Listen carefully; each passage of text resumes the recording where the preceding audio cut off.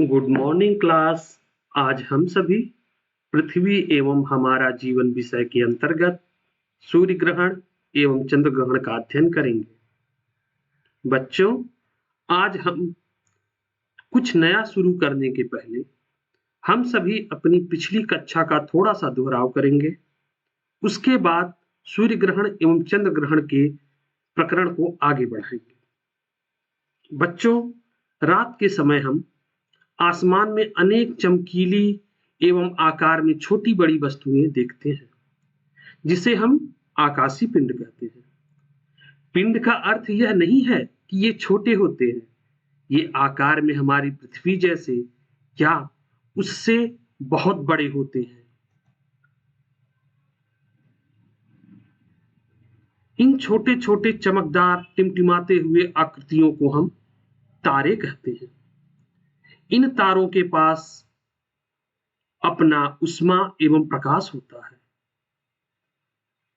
अन्य आकाशीय पिंड जो तारे नहीं हैं, वे सभी किसी न किसी तारे का चक्कर लगाते हैं। जैसे हमारे सबसे नजदीक का तारा सूर्य है। आप सभी देख पा रहे होंगे कि बीच में एक चमकीला गोल पिंड है, जिसके चारों ओर कुछ पिंड चक्कर लगा रहे हैं। इस गोल पिंड को हम सूर्य कहते हैं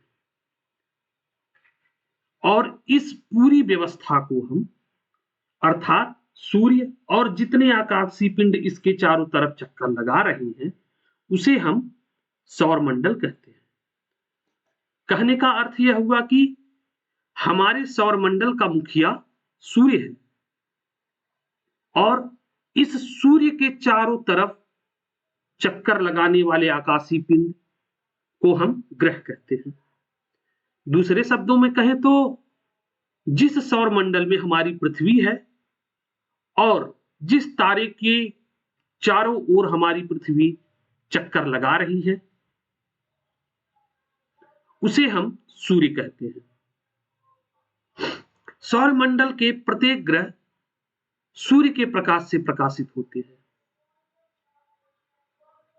सौरमंडल के तारों के इतर अन्य आकाशीय पिंडों के पास ना तो अपनी ऊष्मा होती है, ना ही प्रकाश। कहने का अर्थ यह हुआ कि सभी आकाशीय पिंड अर्थात ग्रह वो सभी सूर्य के प्रकाश से ही प्रकाशित होते हैं। अर्थात जैसे हमारी पृथ्वी पे सूर्य का प्रकाश आने से दिन होता है, वैसे अन्य आकाशीय पिंडों पर भी सूर्य का प्रकाश जाने से वहां पे उजाला होता है। आप सभी देख रहे हैं कि सूर्य के चारों ओर क्रम से पहला ग्रह बुध, दूसरा शुक्र, फिर हमारी पृथ्वी, उसके बाद मंगल, फिर बृहस्पति, फिर शनि, फिर अरुण, फिर वरुण चक्कर लगा रहे हैं। वहीं पर दूसरी तरफ कुछ ऐसे आकाशीय पिंड होते हैं जो सीधे सूर्य का चक्कर नहीं लगाते हैं, वे ग्रहों का चक्कर लगाते हैं। तो ऐसे आकाशीय पिंडों को उपग्रह कहते हैं। उदाहरण से समझते हैं, जैसे चंद्रमा पृथ्वी का एक प्राकृतिक उपग्रह है और वह पृथ्वी का चक्कर लगाता है और पृथ्वी सूर्य का चक्कर लगाता है। तो आप सभी के मन में एक प्रश्न उठ रहा होगा कि चंद्रमा भी तारे की भांति चमकता है, तो चंद्रमा उपग्रह क्यों हो गया और सूर्य तारा क्यों हो गया? तो आप सभी को बताते चले कि ग्रहों की भांति उपग्रह में भी प्रकाश एवं ऊष्मा का उत्सर्जन नहीं होता है, वह सूर्य के प्रकाश से ही प्रकाशित होता है। इस कारण से वह चमकता है। और इस चित्र में हम वीडियो में देख रहे हैं कि कभी सूर्य और पृथ्वी के बीच में चंद्रमा आ जा रहा है, कभी सूर्य पृथ्वी के पीछे चंद्रमा चला जा रहा है। तो इन्हीं अवस्थितियों के कारण ही चंद्र ग्रहण होता है अथवा सूर्य ग्रहण होता है। अगर सीधे शब्दों में कहना चाहे तो चंद्रमा की अवस्थिति ही सूर्य ग्रहण एवं चंद्र ग्रहण का प्रमुख कारण है। अब हम समझते हैं कि सूर्य ग्रहण किसे कहते हैं। जब सूर्य, पृथ्वी और चंद्रमा तीनों एक सीध में हो और चंद्रमा सूर्य तथा पृथ्वी के बीच में हो, जैसा कि चित्र में प्रदर्शित हो रहा है। अब इस स्थिति में सूर्य की रोशनी सीधे पृथ्वी पर नहीं पड़ेगी और बीच में चंद्रमा एक बाधक का कार्य करेगी। यह बाधक सूर्य की रोशनी को रोकेगी, जिससे पृथ्वी पर परछाई पड़ेगी। ऐसी स्थिति को सूर्य ग्रहण कहते हैं और सूर्य ग्रहण मुख्यतः अमावस्या के दिन ही होता है। यदि हम देखें तो मुख्यतः सूर्य ग्रहण 3 तरह के होते हैं: आंशिक सूर्य ग्रहण, वलयाकार सूर्य ग्रहण और संपूर्ण सूर्य ग्रहण। आंशिक सूर्य ग्रहण का अर्थ यह है कि उसमें सूर्य का थोड़ा सा भाग ढका होता है और अधिकांश भाग दिखाई देता है। वलयाकार सूर्य ग्रहण ऐसा सूर्य ग्रहण जिसमें सूर्य पूरी तरह से ढका होता है और उसके किनारों पे एक छल्ले की भांति अर्थात एक गोल चमकदार छल्ला दिखाई देता है, उसे हम वलयाकार सूर्य ग्रहण कहते हैं। जैसा कि आप इस चित्र में देख पा रहे हैं, जो दूसरा चित्र है वह वलयाकार सूर्य ग्रहण का उदाहरण है। और तीसरा संपूर्ण सूर्य ग्रहण। इस स्थिति में सूर्य पूरी तरह से ढक जाता है और पृथ्वी पर या किसी क्षेत्र विशेष में संपूर्ण अंधकार या रात जैसी स्थिति उत्पन्न हो जाती है। इस घटना को संपूर्ण सूर्य ग्रहण कहते हैं। अब हम चंद्र ग्रहण के बारे में समझते हैं। पहले जैसे हमने जाना कि सूर्य ग्रहण अमावस्या के दिन होता है, उसी तरह से चंद्र ग्रहण पूर्णिमा की रात को होता है। यह स्थिति तब बनती है जब सूर्य, पृथ्वी और चंद्रमा तीनों एक सीधी रेखा में होते हैं, परंतु सूर्य और चंद्रमा के बीच में पृथ्वी आ जाती है। यहां पर पृथ्वी एक अवरोधक के रूप में काम करती है, जिससे सूर्य की रोशनी चंद्रमा तक नहीं पहुंच पाती है और पृथ्वी चंद्रमा पर छाया डालती है। इस स्थिति को हम चंद्र ग्रहण कहते हैं।